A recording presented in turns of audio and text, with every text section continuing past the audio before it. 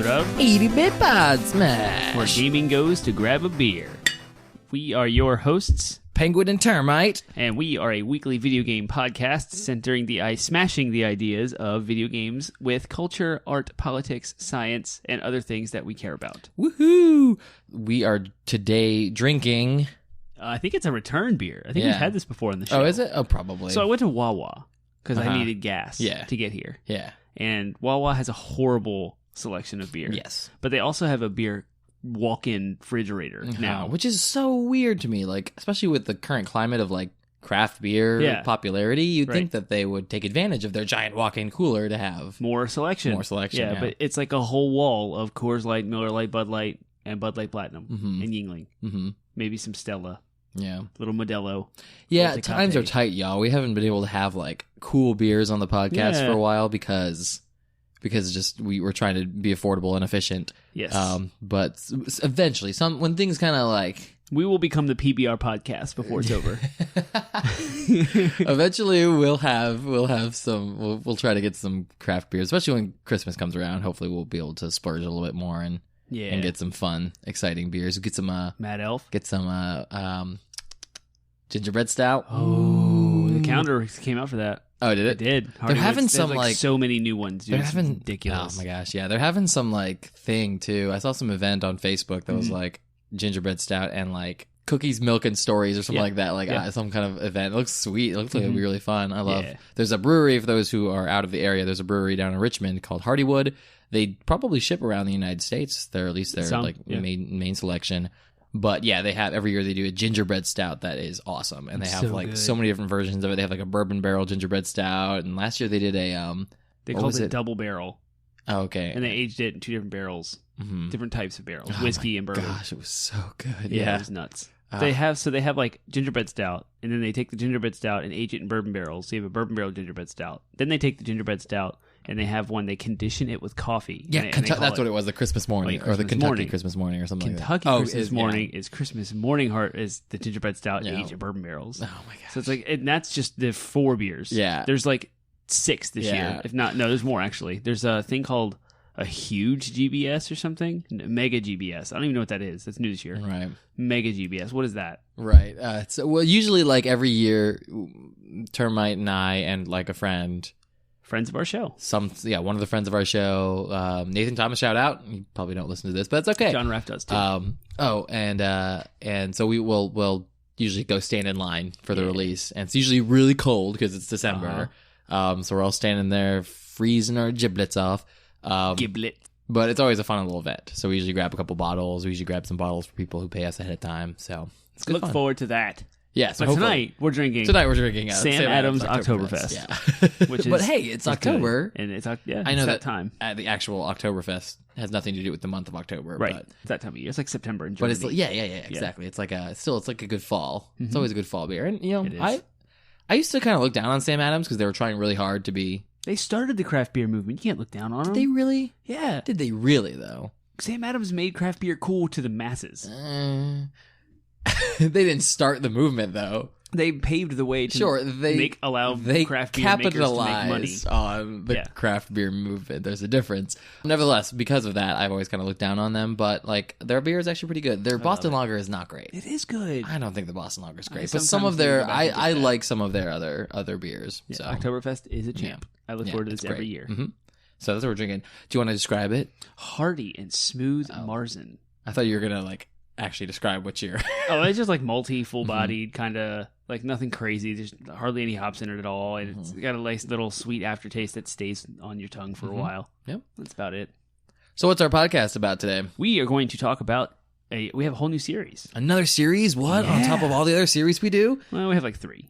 Yeah. And this series is walking our audience through gaming in the decades. Gaming by the decades is what we call it. Yeah, and tonight it's about the 90s. The 90s! We figured that's the most relevant, because our audience is probably all grown up in the 90s. Right, yeah. I remember it, as opposed to like the 70s. The reason why we didn't just start with the 70s or the 80s is, 70s, there's only like half a decade worth of like actual things to talk about. We're going to hit it, though. Sure. the 80s we have already talked quite a bit about, so we kind of want to give you guys a break from the 80s. We really wanted to focus on the 90s, specifically because that is also the decade that we were first exposed to gaming. So it's the decade in which we grew up playing games, and just grew up, period. So that's what we're going to be doing tonight. We're talking about the 90s. It's so crazy to me to think the 90s were 30 years ago. Oh my gosh. Almost 30 years Almost ago. a little bit. Well, yeah. 1998 was 30 years ago. Yeah. That's crazy. So yeah, in 2 years. Huh. 2 years, the 90s will be like 20 years ago. 98 plus 20 is 2018. Right. Hey guys, I'm not a math major. If I was a math major, I think what you meant to say was that in 2 years, 1990 will be 30 years ago. Yes, that's what I meant to say. That's what you meant to say. I got your back. It's cool. If I was a math major, I wouldn't be doing this podcast. I'd be an accountant and make tons of money. It's the most boring job. It's got to be. I'm sorry. Unless If you're an you're a accountant, math please person. tell me why it's not. If you're an accountant, please tell me why your job is amazing, and we'll interview you, and it'll be awesome. Yeah, Because right now I'm just ignorant. Right. I like to think of Parks and Rec, the like accountants who are like the Ben, the character who is like wanted to be campaign manager and was the campaign manager for everything, and there was a running joke where he kept going back to that accounting firm and then quitting on his first day. But the accountants were like super like they loved him. He was a legend. Yeah, they loved him, and they were like. They just thought he was the funniest guy because, and he's not. He would just like say normal things. They'd be like, "Oh my gosh, you're so funny." There's gushing over. Yeah, it's so funny. Yeah, it's great. Secretly, you just want to be gushed over. I do want to be gushed over. I would be the most interesting accountant you know. Just saying. Says you. Says your me. words. Says my words. Yeah. So we're looking forward to that. But in the meantime, anything you want to talk about to start with? No, nothing in gaming news or anything like that. We talked about crossplay. We talked about Telltale. We talked about despite all that stuff, it's been a pretty slow week. I mean, Assassin's Creed Odyssey is coming out, so the reviews are hitting for that. Red Dead Redemption came out with a new gameplay video today, that more extensive stuff about heists and crazy things you can do with NPCs and how everything's interwoven and affects the entire game. But nothing earth shattering. Right? Yeah. Mm-hmm. Do you think we're gonna get? Oh, there's one thing. Sony announced they're not doing a PSX. Oh, okay. In December. But Greg Miller from Kind of Funny stepped up and said, "Hey, I'll do something," and as a kind of a joke, like just to see what would happen. Yeah. And he got tons and tons of developers that want to actually announce and do exciting, cool like things through him. Oh, cool! In lieu of PSX. Yeah. So expect something in early December. Some show. Cool. That we'll be able to stream or watch. And the Video Game Awards will be January? I think it's even right before that. Okay. I think it's like late November. Right at the end of December? Mm-hmm. Okay. Or... Oh, wait, maybe you're right. Because the cutoff time is like November for Game Awards. I don't know. We can look it up. Yeah. It was fun last year. We live tweeted it last year, and that was a lot of fun. So, also it was fun to see Breath of the Wild win like every award. Yeah. So, and Horizon Zero Dawn win none. That was sad, though. That was sad. Yeah. But cool. All right. Well, let's speaking of both those games, actually, sorry, as a side note. Yeah. Do you want to do a quick little what are you playing? What are you playing? We're gonna play it, do it out of order, but what are you playing? I'm still working on Spider-Man. Okay. And Ni no Kuni 2. Yeah. I was gonna say, speaking of those two games, Horizon Zero Dawn and Breath of the Wild, I haven't actually started a replay of Horizon Zero Dawn, but it's been like I've been itching to do it. I'm chomping at the bit. I'm chomping at the bit to do it. Yeah. Look, I looked out my window this morning. The sun was rising, and like nice. the clouds were a certain color, and I was like, I want to play Horizon Zero Dawn. I'm such a nerd. Yeah, but I did finally pick up my Switch again and picked up where I left off on my Master Mode playthrough of Breath of the Wild. Yeah. And literally, the last thing I left off doing was I've done all the shrines.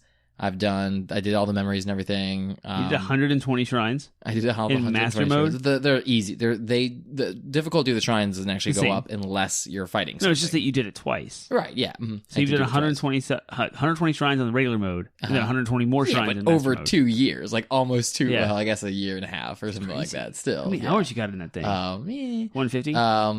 Anyways, I also did Master Mode, again, over a long period of time. I didn't just binge it like I did my first playthrough.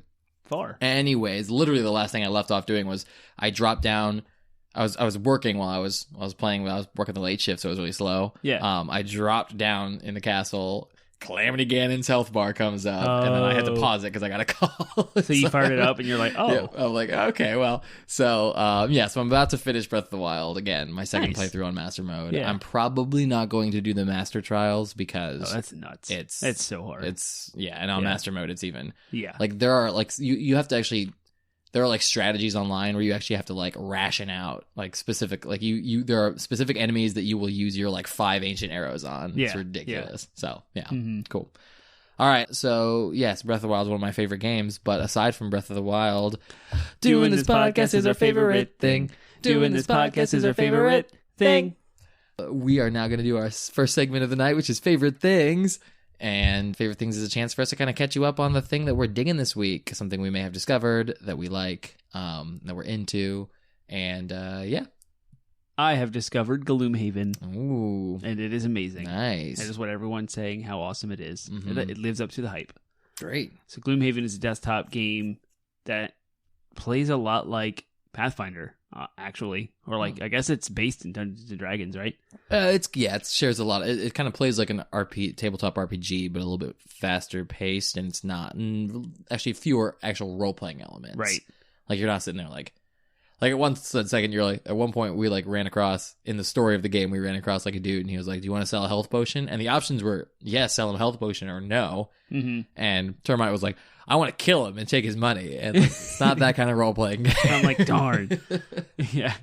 So, but yeah, you have like a character that has a stack of cards for your abilities, and then you have a dungeon kind of laid out, enemy placement, and turn order, and you just go through every single turn cycle with your buddies. It's 4 players, co-op game, and turn after turn, you strategize with how you want to position yourself in the room and use your abilities and not die. Mm-hmm. And then you level up your characters. It's a legacy game, so you can keep playing it and build your character and build the world. Apparently, if you like, you can level up Gloomhaven itself. And unlock more maps. Yeah, we haven't. It's such a like. Honestly, though, maybe it gets faster as you go. But I've played the game like 3 times now, and I feel like the progression is really slow. Like because I don't like. I still haven't leveled up the character. I still haven't gotten like the perks. Because you get these perks after so many playthroughs and stuff like that. And we haven't leveled up Gloomhaven. You know what I mean? So it's like it really is one of those games I think that's meant to be played with a group of people that you literally meet with every week. Yep. And play it because which would be amazing. Which would be great, but it's so much. It's so hard as 20, 30 somethings with families, wives and kids and jobs and responsibilities. Yeah. And just I mean, honestly, like those things alone wouldn't necessarily be like a break it, like a hindrance in and of itself, as long as the time was scheduled out. Like, okay, this night is Gloomhaven night. The problem is that everybody's like, it's all of everybody's extra leisure activities. You know what I mean? Because like every weekend, it seems like, I mean, next weekend I'm going to a bachelor party. You know what I mean? So it's like every weekend there seems to be like one person who can't do something because they're just gone. They're just not there. So it's just like, so that's more, honestly, I think that is more of a hindrance than any of the other responsibilities that we have. Well, we get together a couple of times a week for this podcast to entertain you. Yeah, and exactly. And if we can do that, we theoretically could do a game night every week. But so what do you guys want? Us to keep talking to you, or do you want us to go play Gloomhaven? Yeah, go play Gloomhaven. Yeah, because that's the choices. My favorite thing? My favorite thing actually was racking my brain for it, because I hadn't thought of it ahead of time, but as we were talking, I landed on one. My favorite thing is actually going to be a video game this week. And since finishing Spider-Man, I picked up Ratchet and Clank again. Yeah. And it's a blast. The game is so fun. It's very fun. And, when I first started playing it, I guess I had other games in the pipeline that I was just more interested in playing. Yep. But I really had, I finished Spider-Man so fast, and I don't really, I can afford to buy another game, but I'm trying to like kind of like I've got a $50 gift card on Amazon that I could use, and then I've got some money in the pipe, so I could buy another game, but I kind of want to just kind of see if I can get through some of the other games I have before I like, because there's not a game right now that I desperately want to play. There's nothing Shadow that's of the Tomb Raider? Like the reviews weren't great. The reviews are about 10 points, consistently about 10 points behind Rise of the Tomb Raider. So it seems to be the weakest in the franchise. Granted, I still want to play it, but I don't think I want to. Based on the reviews, I don't think I want to pay full price for it. Yeah. So, I've got other games that I have paid for that I want to kind of get through. Ironically, I didn't actually pay for Ratchet and Clank. I got it for free with PS Plus. Yeah. But I've got like Fallout and stuff like that. So I do kind of want to get through some of the other other games I have. I do want to see how Red Dead Redemption turns out because I might end up kind of surprised buying that. Yeah. And then, of course, Darksiders 3 is the next one that I actually have pre-ordered that's in my pipeline. Yeah. And then Smash Bros, of course, at the end of the year. So those are the only those two games are the only guarantees that I'm going to get. And then I'm kind of leaving myself open for some surprises. Yeah. Maybe Mario Party. I'll probably get Mario Party. Really? As well. Oh, yeah. You gonna get that? I think so. Like, I think I could convince Macy, my wife, to apparently it's really good. Like, buy that with joint funds as opposed to my allowance funds. Yes. Because she likes Mario Party. Yeah. Anyway, so does your friends. Yeah. So Ratchet and Clank is just because it's a game I'm trying to get through to kind of basically like buy myself some time. To play Horizon Zero Dawn. Play other games, yeah. And I just like I got to a level where I was flying around on a jetpack and like shooting things, and it was the moment when I hit the game sort of like delight factor where I was just like, I am like, this is bringing me delight. Yeah. Like it kind of happens with every game. Sometimes earlier, I mean, Breath of the Wild like was delightful from turning it on. Same with Horizon Zero Dawn and some God of War. Like, but there's always some games just kind of have a slower like delight moment, and that moment for me when I was like flying around on a jetpack like shooting these like I was getting into the collectathon sort of spirit of it too, because you had to like go kill all these like collect all these brains from these like squid beasts. So I'm like, I'm gonna find all the squid beasts and kill them all. Oh yeah, I did that. So so that was very fun. So I'm looking forward to the DJ weapon that makes them dance. I do use the Groovitron. Awesome. And then the Pixelator. I use the Groove. Yeah, love the Pixelator is a blast. Yeah. The Pixelator was very fun. I do. I would be interested in at least seeing the gameplay of the original one because I'm curious. Is it like I never played the original. I guess you haven't either, so you probably can't answer this. But I'm curious to know if it's like at least from like a story perspective, like beat for beat kind of a remake. But so they're calling it like a remake reboot. A reboot. Okay, so it kind of has like different similar weapons, similar story, but like different weapons and some differences with the story. Okay, that makes sense. Yeah, that's your favorite thing. That's my favorite thing. Sweet, cool. All right, moving along to our next segment, which is DLC. Downloadable content is the next segment of our podcast where we just sort of have like a little game or a little like sub-discussion. Something a little extra. Yeah, a little extra, a little bit extra. Since we had our anniversary episode a few weeks ago, month ago when it aired, a little while ago, we had our anniversary episode, and kind of we were doing a retrospective, looking back at some of our old episodes. Yeah, and I realized that there was sort of like a spirit of DLC that we hadn't really done in a long time, and we only had done it a handful of times in the first place. So I'm kind of trying to bring back the spirit of DLC, and it kind of makes it easy for some of these DLCs now going forward. But we're not going to do this for every DLC, but we do want to kind of hit it more often, and that is what we like to call. Do we want to call it blank blank, or do we want to call it? I like blank blank. He likes blank blank. That's what he says. He's like, "Is it? Do you want to do a blank blank DLC?" Yeah. So I call it "Who would win in a blank," and that's kind of the right.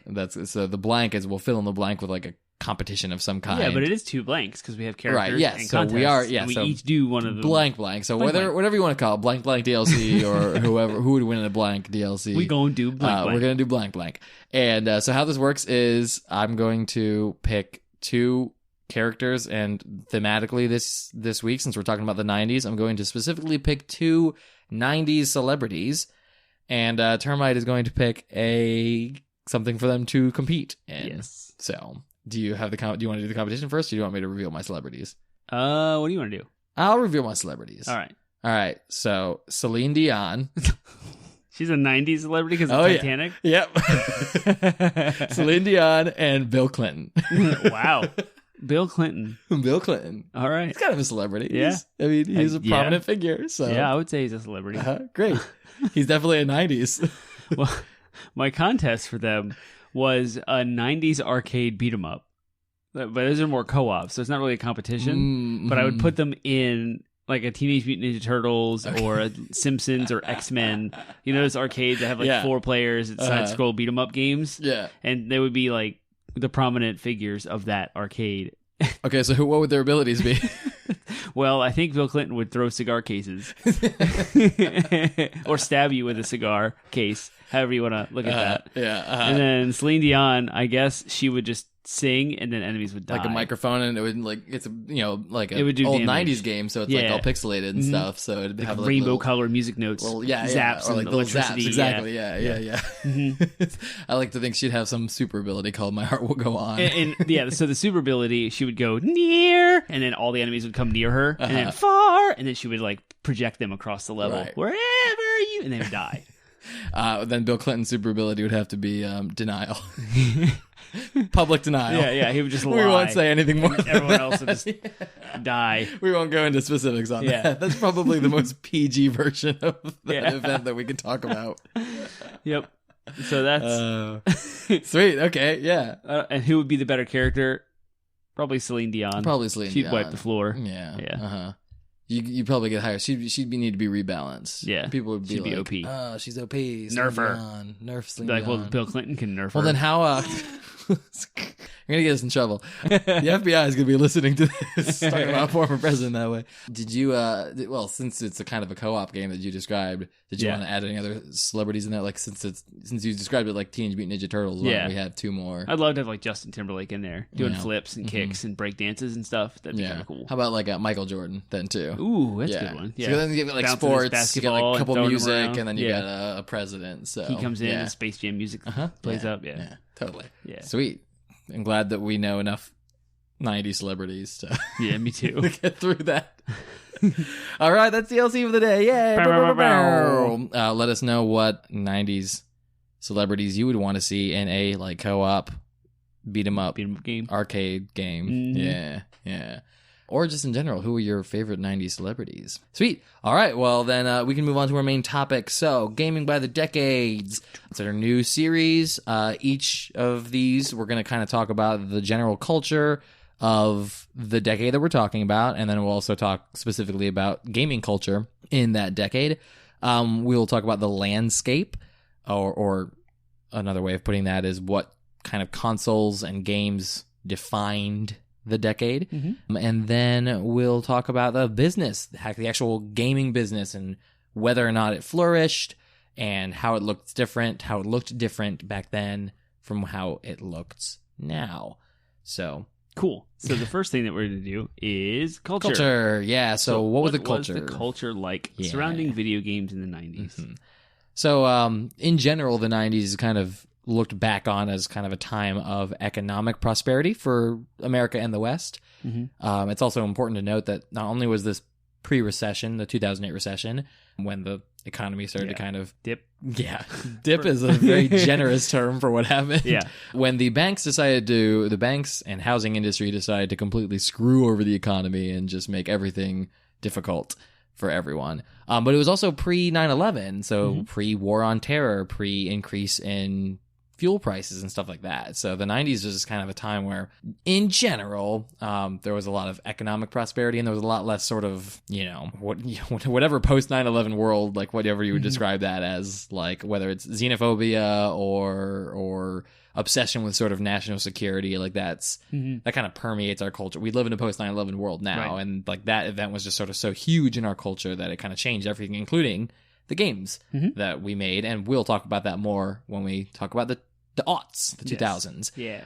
But we're talking about the 90s, so this is before all that. It is. So, and there was no internet. Right. Yes, that's the other big thing that was huge. Before. Well, the internet existed, but it was not. It was not a commercial. Right. This was not the .com boom. This is the .com boom didn't come till what, 99, 2000. Yeah. I think the .com thing. Wasn't there a crash? There was Y2K. Which was exactly. Y2K was and the .com thing, the controversy with all of the money, and that was the late 90s. That was like 99. Yeah, exactly. It was right at the end of the 90s. So definitely there was when it came to video games, there was no Reddit, so there was no 4chan, there were no gaming communities online. They were very small niche. Sure. Forum rooms, chat rooms, right? I'm sure, and there were actually probably games that were being played online too, but it wasn't like, again, a cultural thing. And so, but and furthermore, like the business of video games too was not rooted in. Yeah, we're gonna get that whole segment about that. Exactly, I got some fascinating, cool stuff about that. Cool. So definitely internet changed everything. And in the 90s there was no internet. So their culture was very teenage boy centric, at least because I grew up in it. maybe. Yeah, I'm specifically around video games, it was very. But even the cartoons, the action, like Mm-hmm. I remember my parents saying, cartoons aren't what they are when I was a kid. Because when they grew up, it was like Looney Tunes and comedy and kind of like fun, like amusing cartoons. Where when we were growing up in the 90s, it was like X-Men, Saturday morning cartoons, Power Rangers, and Teenage Mutant Ninja Turtles. Sonic and, the like, Hedgehog. comic books were being adopted from comics to TV shows and cartoons, so there's more story-driven stuff. Yeah, and coming video out. games. There's a lot of video. I mean, Sonic the Hedgehog cartoon was awesome. Yeah, and was like good quality and very popular too. Yeah, and so that affected all of us as kids. Yeah. Well, it's interesting too. It's interesting you bring that up because like if you look at if you compare the two cultures of like the 90s and the 2000s, the 2010s. Yeah. There was definitely a shift in like the popular movies in the 90s were movies like Die Hard, Lethal Weapon, Bad Boy, these kind of like cop dramas, and then other things too, like just like straight up dramas. Titanic, like the biggest movie of the 90s was Titanic. Yeah. And it was like, I don't know if that's factual, like objectively, if it was the biggest movie, but I feel like it was one of the, there. it was very huge. Yeah. And these are movies that aren't really like, they were blockbusters, but they're not really what we think of. They're not the Avengers. And so that's what my point is. Like, my point is, they're movies that were like culture, I should say. Culture was like either made for adults or made for kids. And then a shift kind of happened where suddenly like now the biggest movies of the years are both made for adults and kids because they're based off of things that people liked when they were kids. So The Avengers was a comic book written for children. And now that comic book written for children is being made into a movie for adults. Yep. So it's just like there's kind of been this sort of fusion. Yeah, and I think Pixar helped in the 90s with Toy Story. Yeah. Because that was kind of one of the things that drove that shift. Yeah. Is because now we have all of those Pixar kids movies are like good. Right. They're awesome. Like, I'm an adult. I want to go see them myself. Yeah. With no kids. Now my son's 3 years old. He can go see a movie. I want to see Wreck-It Ralph Breaks the Internet with him. I want that to be his first movie because he loves the first movie. But anyway, I remember like Toy Story coming out, and my parents actually liked it. Like my mom went to the theater just to take me and my brother and her friend, and they all like everyone loved it. Yeah, and of course there was jokes that went over our head. Right, and there's a whole context thing for adults. But Pixar like nailed it, and that was like 96, 97, something like that. Yeah, yeah. So that's like that's kind of thing of like video games were still kind of seen as a thing for kids. Yeah, they were definitely. But specifically too, they were being marketed towards like teenage boys and young teenage boys too. Like, and again, this was like, well, I guess there are still plenty of like violent video games, and we'll get into that. Yeah, but like the marketing for games in the 90s was like jaded teenage angst, like after school I'm gonna go light a cigarette and play some Super Nintendo, and that was cool. Like I'm gonna wear my clothes that don't look professional or have your tattoos, like that was celebrated and targeted. Like Nintendo's ads that they were running, their ad campaigns were weird. There was like one page for the Game Boy Pocket that was like tongue, like 6 tongues, like people's tongues, different colors. And I'm like, what? And then there was another picture of like a scandalously clad girl and then a guy playing Game Boy. And something basically like, which one would you pick? And it was like, what? Like ridiculous, just in your face, and shock value. Yeah, and it was Nintendo, which was like the family oriented. And we can get into the reasons why in the business section of our podcast later. We'll talk about why Nintendo was going that route. But like that was the kind of idea that games were. And Sega was edgy as well with Sonic. And like he was this cool anti-Mario. He's going to break the rules. And like that was what games were marketed towards, and because of it, that's what people and parents thought games were for. They didn't actually take video games, like it didn't have the respect or the renown that it has, or the reverence that we kind of have today, right? That we're getting, or at least gaining traction on that today. Yeah, exactly. So that definitely I would say that a lot of the marketing and stuff from the 90s is part of the reason why video games are still seen the way they are now. So if they had been marketed and made for adults from the get-go, then it might have had less of an uphill battle to kind of gain that legitimacy. But again, that's who was buying them was kids, or parents for their kids. Yeah, you wrote down here is the introduction of 3D graphics. That too was a huge shift in the industry. That was, I mean, probably what would you say, like 95, 95. Yeah, so a good half a decade. It's so interesting too, because games, this 95, 96 would be around the time when I started to be exposed to games. Yet the actual games I played when I was that age were like still 2D side-scrolling platformers, many of which were from the 80s, like Mario and stuff like that. So So yeah, it's kind of interesting. Like it really is people who grew up in the 90s. I mean, I think that's one of the biggest things about like 90s. I guess you call them millennials. Like I guess that's the name. Yeah, for like 83 to 93 or maybe 2000. Right. Yeah. So millennial. Right. Yeah. So millennials, like the big thing that kind of defines one of the big things that defines our generation is the fact that we grew up in a world where we can remember half of our childhood was pre-technological. Yeah. And the other half of our childhood / adolescence was post-technological. So internet, cell phones, and we lived through such a massive shift. Like, yeah, we did. Like it just got better. I mean, it still is. I'm sure there's going to be kids. I'm sure our kids, for example, are going to be like, wow, cell phones when I was a kid used to be so rudimentary. Well, now I got my brain chip or whatever, you know what I mean? Like, but like, it was just kind of crazy that like, you know, I grew up answering my parents' landline when someone would call us. And then I went through like, and then I had a flip phone, and then I had not necessarily a flip phone, but like still just kind of a dumb phone, but like still cooler looking and had some like keyboard cool text apps and games and stuff on it. And then eventually I got a smartphone, you know what I mean? So like we went, it's like literally like, you know, growing up just in the area of phones we can still remember the experience of landlines. I'm sure you have even had experience with rotary phones too. No. Really? You never used a rotary phone? Not for real. I saw a lot of models and played with them. My grandma had a rotary phone, so I have used it once. Oh, nice. Like, at least once or twice. So, but still, like, maybe not rotary phones, but still, like, landlines was a part of our childhood. Yeah. And also a part of at least our late adolescence was smartphones. Like, it's such a huge, rapid, and that's just one area. Not to mention computers, laptops, tablets. Movies. Yeah, movies. You CGI. know, we went from I'm sure you remember VHSs and VCRs. I have a VCR in my basement. Exactly. So like VHSs. VCRs to now, you know, digitally downloaded and stream Netflix, basically. Yeah, that's such a huge, rapid jump. And then the same can be said for video games. Like, we went from, like, we very clearly remember these old school Metroidvania, you know. Yeah. Cartridges. Yeah, and cartridges and blowing into the cartridge to get it to work. Don't ever do that. Like, again, and more of that's going to be talked about in the 80s.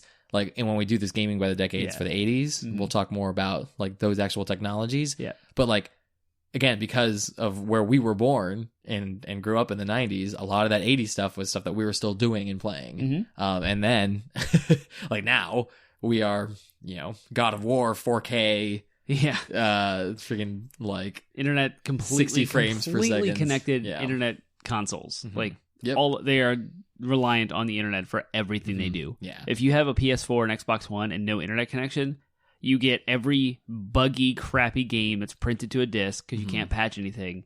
Yeah. And you are stripped of all features, including music and anything video related.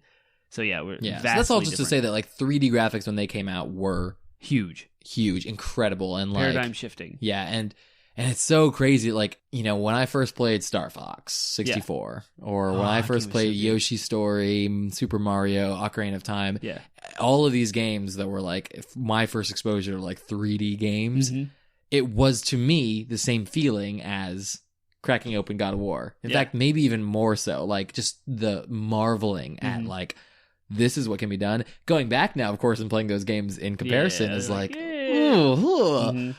it's just at the time, it's just crazy because at the time though, it was like that was like the pinnacle of. Like, I've never felt that way about gaming since. Yeah, there's never been a jump that's high. Like I've seen 4K, I've seen VR, and they're awesome and they're amazing.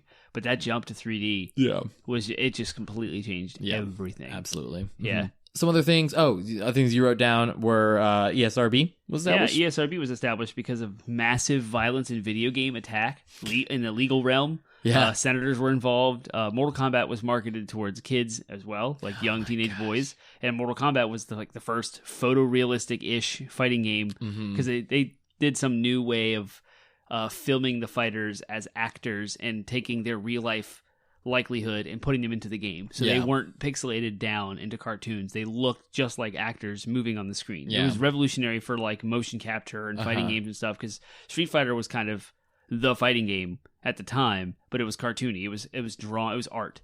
Where like with Mortal Kombat, it's just film. Like these guys are fighting each other, and it was very bloody. And they introduced this new thing called fatalities, where you can choose to do a button sequence at the end of a fight and actually kill them in a very violent and murderous way. Very violent. Yeah, way. with blood everywhere. It was insane. Ripping people's spines out. Yeah, like Mortal Kombat is an amazing franchise. It's good. For the record, we love it. Yeah, but definitely can see, especially during the sense. I mean, this thing about like the sensibilities of the '90s. Like the '90s were still very like there was still a lot of like powerful like traditional family values were kind of still very huge, strong part of that decade.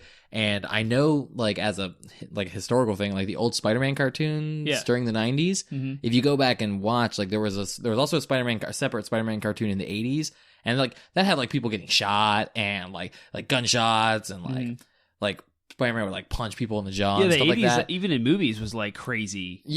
Violence and sure. But like for kid stuff though, like there was this whole organization, I think, and that's probably one of the organizations that sued that were doing these legal things because like Spider-Man, for example, the 90s Spider-Man cartoon, he never punches anyone and you never see anyone get shot. He only ever like tackles people. It's so like, because if you can actually go back and see like comparison videos, and like it's so weird, like he never actually, because you think about Spider-Man like clocking someone in the jaw, like but that's not what he does in the old cartoons. And it's because there was this organization, I don't remember what it's called, so I should have done some more research, but there was this organization in the 90s that like anything that was marketed towards kids, they were like, we want it to be as non-violent as possible. So they were probably very heavily involved in getting Mortal Kombat, rated.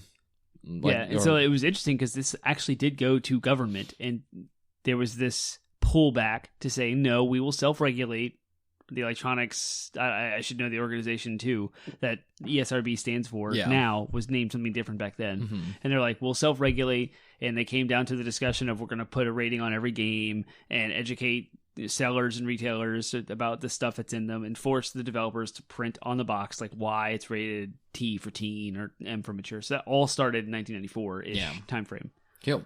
Cool. And the only other thing I want to talk about with culture was just the sort of culture of couch co-op, and that's kind of connected to there being no internet. But like again, there were so many games that were being made and marketed towards like you get together with your friends on your couch and you play it. Like the best probably example of that that I can think of is GoldenEye. I mean, granted, again, in this decade, you had Smash Bros. Near the tail end of it, you had Star Fox, which is another great one to sort of sit and play with friends. The N64 had 4 controller ports, right? Which was awesome. Which was none of its competitors, right? PlayStation only had 2. PlayStation continued to only have 2 even through the PlayStation 2, which is crazy. So the fact that you could all just kind of like that you were encouraged to get together with your friends and play games I think together. That was kind of a natural extension of the arcade culture, which was thriving in the 80s and kind of on its downturn in the 90s. But like going out with your friends to play games, now you can do it at home, and here's your 4 controller ports. Your snacks, your chairs, exactly. But cool. So let's talk about the landscape. What was definitive about this generation? Let's start with consoles. Which consoles kind of defined? The early 90s were dominated by the Sega-Nintendo war of the Sega Genesis, which actually came out in 1988. No one cared about it until Sonic came out in the 90s. And then the Super Nintendo came out in 1990. That was the 16-bit kind of console war. And there were some other like minutia of like other competitors that didn't really pan out, like TurboGrafx and the NEC and stuff. And then in the mid-90s, you saw the advent of the 32-bit consoles, and that was the Sega Saturn and the Sony PlayStation. And those were the first consoles to adopt CD formats. There's a whole story about Sony and Nintendo and them working together that I'm going to get into later. That's awesome. But that was 1994. And then in 1996, the N64 came out and just took over the 3D market. And then in 1999, we actually saw the 128 quote-unquote bit console, the Sega Dreamcast, came out. All in the same decade. So you went from like the Sega Genesis to the Sega Saturn in one 10-year period. That's 3 consoles. That's Sega crazy. Dreamcast, you mean? Sega, you said Sega Saturn. Oh, my bad. Yeah. You went from 16-bit to quote-unquote 128. 128, exactly. And so those, I mean, really, I would say that the big ones that kind of defined the generation were the Sega Genesis, the SNES, the PlayStation, and the N64. Because the Saturn was a flop, and the Dreamcast also, though a great console in its own right, was ultimately a failure. It did. Yeah, and you just kind of see, you saw 2 console wars happening in the same decade involving different people. Exactly. But Nintendo was at the center. Nintendo was at the center of them all. Yeah, and that's why, again, because of that, that's why I will kind of say the 90s were really kind of defined by Nintendo. Yeah, absolutely. Because Sony was just coming onto the scene, didn't have, again, we talked about this in our Insomniac podcast, they didn't have any intellectual properties of their own, they didn't have any steam, they were having to fight to get people, they weren't the powerhouse they are now. Yeah. And Sega was on their, Sega was dying. Yep. Sega was on their downturn. So really Nintendo was I would say probably the strongest company during and really the N64 was. I would say that the N64 would be the definitive, if I were to pick something for the decade, I would Sega's over in the corner we're going to come out with a Sega CD attachment. We're going to add a 32X attachment. Right. And try and make the Sega Genesis go as far as we can. Right. That was before the Saturn. I did skip the Sega CD, which I don't remember what year it came out in, but that was the first mass home console CD thing that wasn't one of the... Yeah, but I would say N64 was kind of where gaming was starting to pick up steam. Everybody wanted an N64 because, again, it was that jump to 3D. So it was that first 3D console that everybody wanted and it was great. I mean, really, really great. The funny part is the only console listed that we just talked about that sold over 100 million was the Sony PlayStation. Oh. Other sales, destroyed. So by the end of the 90s, Sony was on top, at least financially. Yeah, cool. Yeah. Did you want to talk about the other things you have there beneath the... consoles? Yeah, so there was, I was talking about earlier, the transition to CDs, moving away from cartridges and using memory cards, because cartridges could store memory and game saves on them. Now we have memory cards. So it kind of changed the culture of gaming to switch away from that. CDs are delicate. You have to take care of them. They're they take up less space. So renting was different. It just changed. It just looked... Music was headed in the same direction with music CDs do. The ability to use full motion video games as graphics power... They could actually put movies in. Night Trap is the controversial game that's teenage girls, supposedly a horror game, and it was raked through the mud of controversy because of it being scandalous. Ooh, scandalous. And most of the Sega CD games were just full motion video. I remember the Power Rangers game was kind of quick time hits at certain times while watching an episode of Power Rangers, but it was on a disc. So the switch from cartridges to CDs allowed that to happen. So then, Final Fantasy VII allowed full 3D cutscenes that had awesome graphics compared to the actual gameplay graphics. So it allowed that. Yeah. So that was all new to gaming. Lots of excitement, lots of advancement in technology, just extreme ramp up really, really quickly. Yeah. They, and then this decade was we're going to link off to this Wikipedia. It's actually it's got the full address. Will actually link you to a sub part of the article about gaming in the 90s, but the part we're linking off to is just all of the franchises that started in the 90s. So again, Mario and Sonic had kind of existed for a while, but this decade still saw a huge boom in just some incredibly notable franchises. I mean, I would say I wrote down a handful. I wrote down 3 that I would specifically want to mention. The first one that I think is probably the biggest franchise, because the other 2 I'm going to mention have both kind of not died, but they're not nearly as popular as they were in the 90s. Yeah. But Pokemon is again a giant. Yeah. And Pokemon's interesting too, because we talked about Toys to Life games. Yeah. In our Insomniac episode with Skylanders. Pokemon's not Toys to Life, obviously, but it was really kind of the first time that video games kind of began to tie in a giant multimedia, because Pokemon wasn't just a video game, it was a card game and a TV show and movies and merchandise, and it was just it was this huge Pokemania. It was this huge thing everybody was doing.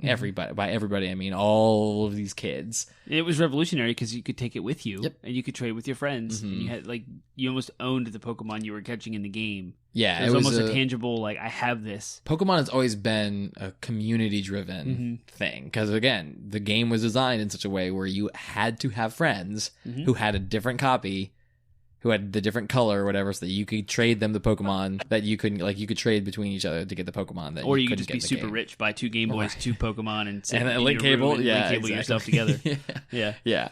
So Pokemon was probably a big one. There was a ton of other ones. I'll mention Half-Life because, again, I think Half-Life really, Half-Life was huge, just in regards to like quality game. Now it's just a meme, and now it's dead, which is so sad. No more Half-Life 3. But it was Valve's start. It was put Valve on the map, and Valve ended up going on to make Steam, which is one of the most influential gaming platforms of the last several years. And then of course Doom came out in the 90s too, and again we talked about Doom in our first person shooter episode. It was the first person shooter. Making new ones, and now it really was the granddaddy of all first person shooters, and now first person shooters are probably the most lucrative, at least one of the most lucrative video game genres.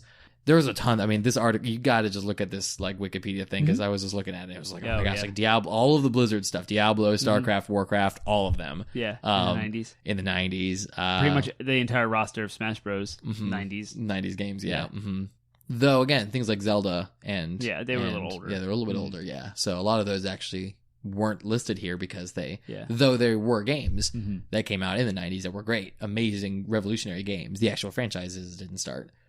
Till previously, but I had mentioned GoldenEye. GoldenEye, I think, was like again another revolutionary shooter and stuff like that. So, just crazy. You got to look at all of these, but those games kind of really defined the decade. So, the last section we want to talk about is we want to talk about the business. What did the business look like, and was first of all ask, do you think the video game industry was flourishing in the 90s? Yeah. Yeah, it was its infancy. I mean, it wasn't as lucrative as it is today as far as the overall sales. Right. I don't know what you call that number. It's like, this is $1 billion industry. Well, it wasn't $1 billion industry. It was like a couple $100 million, at the time. Yeah. I don't know the exact numbers. Sure. Now it's like you can make I think EA made 90 or 60 some $billion, I don't know, nuts, just off of microtransactions alone. Wow. So it's insane what they're making. People are like, are microtransactions ever going to go away? And like, no, not while they're making $60 billion. It's probably not that high. It's probably like 3 or 6 billion, but still it's huge. It's insane. So video games were flourishing at the time for what they were and where they were. Rentals were happening. There was a little hype, like you said, Pokemania, Nintendo marketing campaigns, tie-ins to cereal and cartoons and consoles and all of those, even in regular magazines, non-gaming related, but we saw the advent of video game centered magazines, multiple from different places. So it was getting there. It was growing, but you didn't have like a whole section of Target that's devoted to video game t-shirts, and like a whole aisle down the toy store. It's just Nintendo. As sort of a side question, I saw in my research, I was seeing a lot of people were saying there was a lot of, at least it was a discussion as to whether or not the 90s was the golden age of video games. I would say, though, the 90s was a great time for video games. And again, with the advent of 3D and stuff, like, again, we saw a lot of innovation, a lot of change. I don't know if I would consider it the golden age, personally. I don't know what I would necessarily consider the golden age, because there's a lot of different, I think we'll see in this series about gaming by the decades, we'll see that each decade, like, brought something new. They all did, and they could all be argued. And they could all be, exactly. Anyone could argue that. So, I mean, again, I think we're seeing a lot of really cool stuff with video games now, and I definitely think as we begin to approach the cusp of the singularity of VR, I think that we're gonna see again a whole bunch of also new cool stuff. But like, I think some of the games that have been made in just the last 2 years are some of the greatest games I've ever played, and that's even with considering the nostalgias of the 90s factors. Like, I would even say that despite the nostalgia of the games I loved from this decade that we're talking about. So it'd be very hard to dethrone your absolute favorite game of all time. It's possible. But for an entire decade, like, there's still also a lot of crap that came out of course in the 90s. And so I would argue that it's not. It was a great time for video games, but I wouldn't necessarily call it the golden age. But then again, I also wouldn't know what I would call the golden age. Maybe we haven't hit the golden age of video games yet. So so the early 90s were definitely shaped by the console war between Nintendo and Sega. So Nintendo had this weird licensing. We're talking about business, right? So to make a game on Nintendo, if you were a developer, you would have to approach Nintendo and say, hey, I want to put my game on your console. They'd be like, okay, every copy that you make, you have to buy a cartridge from us for $12, and then we have to quality test the game to make sure it's X amount of bug free. So they have to pay Nintendo to do that. So if you were to develop a game on Nintendo, you got to pay them for the cartridge, the physical like print board that fits their console. You can't do it yourself, and you have to pay them to test your game to make sure it meets their standards. Wow. That's how and then sometimes, I mean, this happened more in the late 80s than not, but Nintendo had the mindset of, you are making too many games, you're flooding the market, you are not allowed to publish more than X games per year. Wow. So like Nintendo had the industry on lockdown because they were the big dog. Yeah. Everyone wanted to put their stuff on Nintendo because it sold. It made money. It was like guarantee exposure. Right, it's like putting your name out on Times Square billboard. Right, it's like the pinnacle of you made it when you got a game on N64. And so that's how the 90s begun. And Sega came out and was like, you want to make a game on the Genesis? Just do it. Like, just go make your own. And so if you notice, there's like 3 or 4 different form factors of Sega cartridges. EA has their little like yellow notch on the side. We have a copy of Pac-Man, I think from Tecmo, that's like has this weird wedge shape on the top. And then you have the regular standard Sega Genesis cartridges, like Sonic 1, 2, and 3. So you'll notice the different shapes and sizes of the Sega cartridges because it was outsourced. People Sega didn't care. It's like, you want to put a game on our system, go for it. It's a way less barrier of entry. Yes. Which led to a lot of trash games on the Sega Genesis, but also a lot of innovation, a lot of new things that could happen. People cutting their teeth on something where they wouldn't have been able to with Nintendo's. Right. Yeah. Lots of risk and stuff taken. Yeah. But that led to an idea that Sega's edgy. Sega's the one that's like the punk kid who wants to buck the system and like break the rules. Right, whereas Nintendo was the family center. The mainstream, yeah. So hipsters. Right. Pre-hipsters, whatever hipsters were before they were hipsters. They played on the on the Sega? On the Sega, yeah. So that led to Nintendo's crazy marketing campaign because they were still holding to those like, we are the family console and we have this, but they wanted to market towards all the stuff Sega was going after and trying to gut their like market share. So that led to that weird marketing war that happened. That was the early 90s. Yeah. So on the side, Sony comes up to Nintendo and they're like, hey, we noticed a severe deficiency in your sound quality for your Super Nintendo games. And Sony at the time was this renowned Japanese electronics maker. Their stuff was quality. Yeah. They had the Walkman, which was like defined music portability. Sony Walkman. Yeah. And they had like Sony TVs, and anything that had the Sony moniker on it was good. Like quality stuff. It's different today. It's not the same. But like Sony TV, Sony Walkman, right? Well, they like dominated sound stuff, and they could do the sound chips better than Nintendo.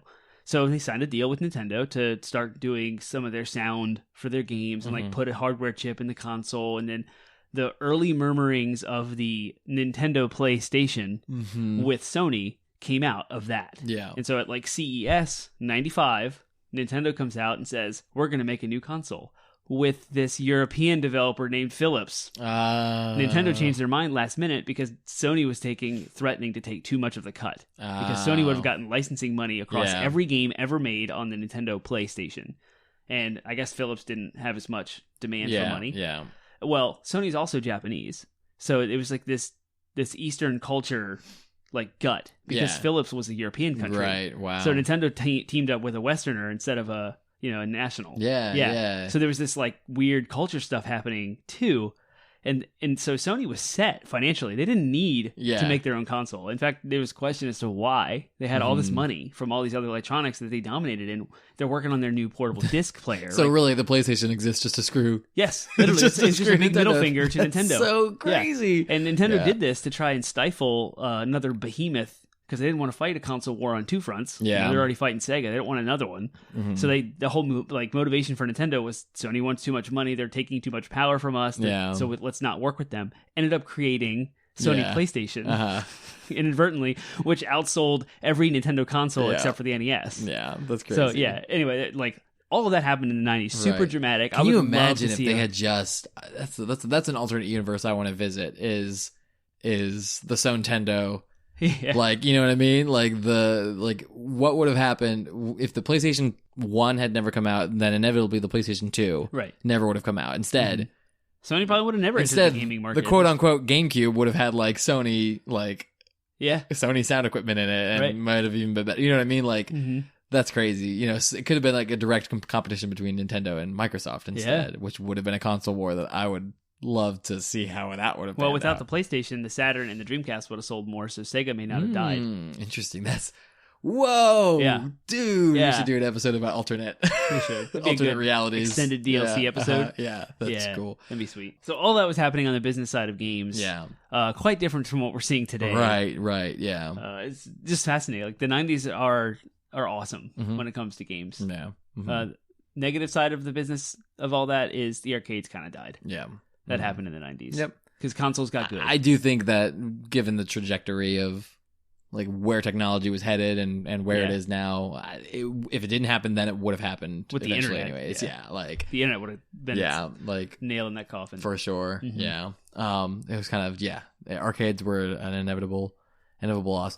What are your kind of overall impressions of the 90s? Just because this is kind of something I hadn't written down on the notes, but sort of as in closing, just kind of like what, overall, like, I mean, you said 90s were awesome for games. Yeah. But like, what do you think? Yeah, I don't know, defining moments or just kind of. I mean, I had a bunch. Like, I had the Legend of Zelda, Link to the Past, Super Nintendo, Mario Kart, kind of like early childhood theirs in the 90s, and then Game Boy came out in 1996 with Pokemon. We barely got to talk about the Game Boy. Yeah, and like I played Link's Awakening. That was my entrance to Zelda, was Link's Awakening on the Game Boy, and then later I played the Super Nintendo Links to the Past, and so I had all of that happening. I remember the Game Boy camera coming out, and I was like, I wanted it so bad with the printer, and then the N64 coming out and getting that for Christmas, and then Star Fox, I got it for my birthday and just playing that. There's so many moments in the 90s of just like, this is amazing. Yeah. And I don't know if it's just because I was a kid and we didn't have like our own jobs with our own money to get these things, so it was super limited. So everything was so exciting. Everything was just, awesome. Yeah, because it was everything was nothing given, like I don't have the same. I have excitements about the aughts. I have excitements about the 2010s, like for different reasons.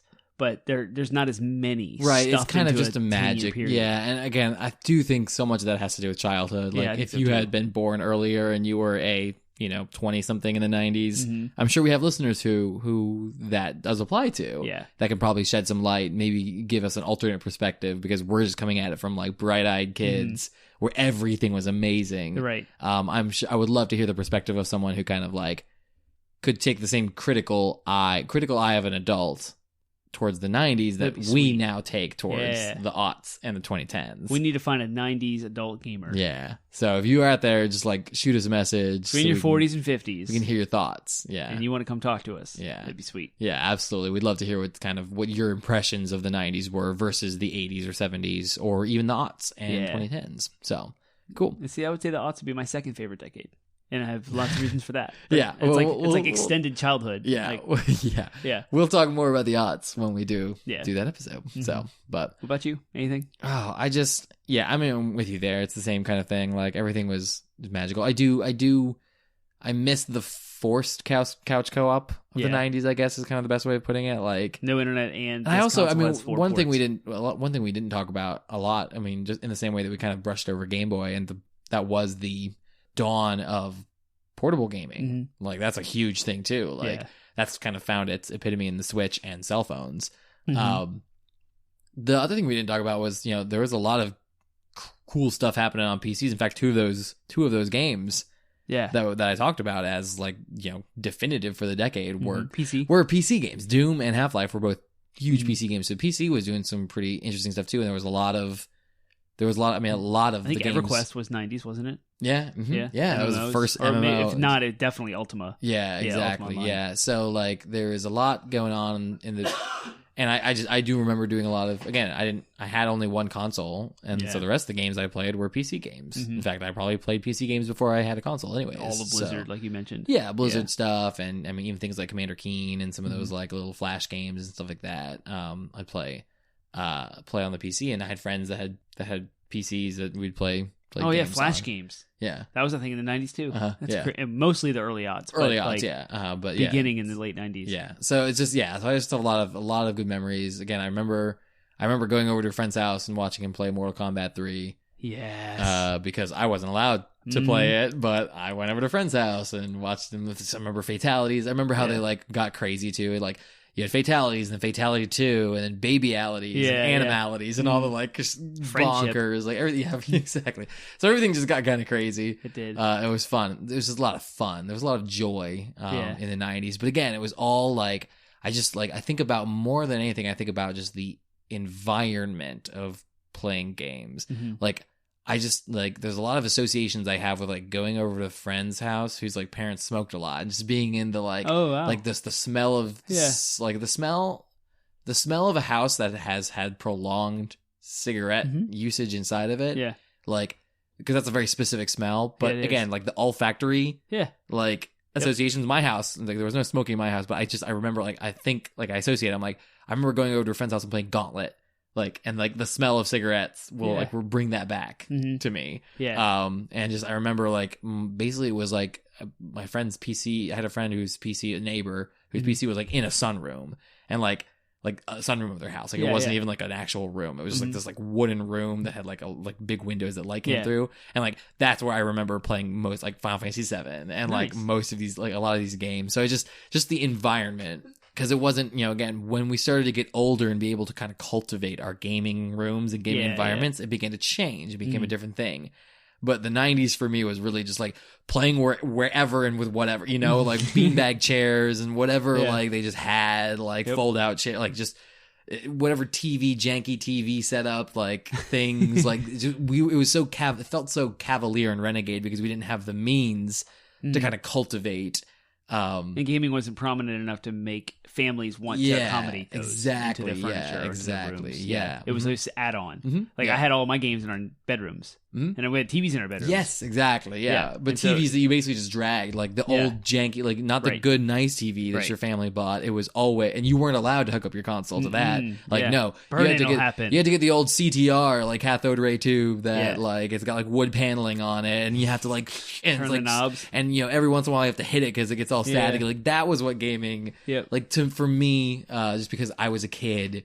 And again, like you said, it wasn't something that families really accommodated. That's what most of my gaming experience is. So it wasn't just the games, which again, it wasn't just the games, the business, all that stuff. It was that too, but it was that sort of tangible, all those little tangible things, those kind of real things around the hobby. That kind of really make it kind of stand out to me, and make it therefore kind of make it it's just great, full of great memories and special. That's the word I'm looking for. It makes it really special to me just to kind of think of again, the fact that even just a bad smell, the smell of cigarette. I don't like the smell of cigarettes, but still it's still my brain immediately goes to playing Gauntlet. Certain concrete basements with cats and certain litter. It'll bring it back a memory in a second. Just boom. I remember doing this in this guy's house. Oh man, I just really want to play Gauntlet for I just have a weird craving to play Gauntlet Legends right now. Or a wood stove, or a fireplace that's burned wood in a basement that's carpeted. It brings back. I played Resident Evil for the first time on a friend's PlayStation in his basement.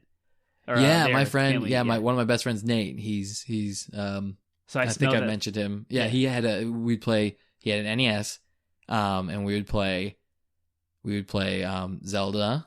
Legend of Zelda, the original one. We would play Star Tropics. Yeah. We'd play Mario. And again, it was similar. It was a concrete basement, but it had a rug and then a wood stove, a straight up wood stove, a furnace thing. And that, all of those smells and all of those things, immediately I'm Star Tropics. I haven't been into a smoky house in forever. My mom smoked a freight train. Oh, and she'd have friends over that would smoke, and in the wintertime, they'd keep all the windows closed. I would come home from school and there'd be a haze, right? Yeah, exactly. And so I haven't smelled that since my mom quit. 28. Oh, she smoked for 28 years, but she quit in the early aughts. Yeah. So I haven't smelled because I don't know anyone that smokes inside their home. I wonder what that would be like if I stepped into a smoke-filled home. What memories could be triggered? Yeah, exactly. It's just kind of crazy. Yeah, so that is cool. Cool. All right. Well, that is our episode for the day. Gaming by the decades, and with the emphasis on gaming in the 90s today. So let us know. Again, we definitely want to hear from someone who we haven't dropped any. Where can you find us? Wow. So we've saved it till the end. Yeah. Saved it till the last. So why don't you tell them, if they want to tell us their experiences in the 90s, or what games they think were definitive, or any other insights they might have had to the business or just the culture of the 90s, tell them, Termite, where can they find us? You guys can find us. The best place to start is 80bitpodsmash.com. That's our landing website where you'll find links to Google Play and iTunes to subscribe to our podcast. Please go to those respective podcast locations to give us ratings, write reviews for us there. We're on Facebook, Instagram, and Twitter, and Reddit. 80-bit Podsmash is the subreddit, is the tag. Find us at all those places. Please share us, retweet our tweets, and go onto the Reddit post and start conversations with each other. And that would help us get exposure. That's where you can find us. Let us know. Cool. Yep. All right. Well, then, until next time, y'all, have a good rest of your week. Have a good week.